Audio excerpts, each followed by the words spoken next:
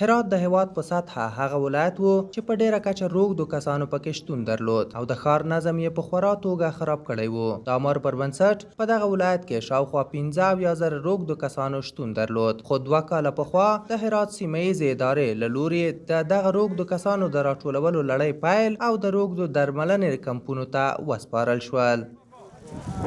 ولایت چې و هغه تقریبا خپل د 15,000 په شاوخوا کې متعدین درلوشتله چې هغه او بیا دلته تقریبا د نورو ولایتو خلک ډېر دي ځکه دا د ایران پولې ته نږدې ولایت دی او د ایران څخه خلک اکثره راوړي او د نورو ولایتو خلک دلته ډېر دي. د تیرو 2 کلونو راهیسې د هرات ښار څخه شاوخوا 15,000 روږدي کسان ټول شوي او د درملنې لړۍ یې پیل شوې ده. دلته په هرات کې تر ټولو لوی د روږدو د درملنې مرکز دی چې څه باندې 15,000 روږدي پکې تر درملنې لاندې دي چې په وروستي ګام کې 1400 کسان د دغه مرکز څخه روغ او کورنیو ته وسپارل شول. د هرات ولایت کې چې کله موږ ته د مسؤلیت راسپارل شوی دی او دلته موږ په دغه کار کې راغلي او د متعدینو د راټولولو لړۍ موږ پیل کړې ده، هغه تقریبا داسې دقیق ماته منیک خاص معلوم خو بیا هم تقریبا د 15,000 په شاوخوا کې موږ متعدین راټول کړي دي د هرات ولایت کې. په هغې کې خامخا 9,000 کسان یا 10,000 کسان دغسې رخصت شوي دي چې هغه خپلو کورو ته تللي دي، استول شوي دي او دغه نور چې اوس دی دا کار روان دی. دا اوس په حال چې دی تقریبا دغه 1400 کسان په شاوخوا کې دا اوس موږ نن دوی رخصتوو تر دغه طرفه. مسؤلین زیاتوي چې په دغه مرکز کې د روږدو د درملنې ټول امکانات یې برابر کړي ترڅو هرات د روږدو څخه پاک شي. ما روی هر دو میتود امکانات داریم.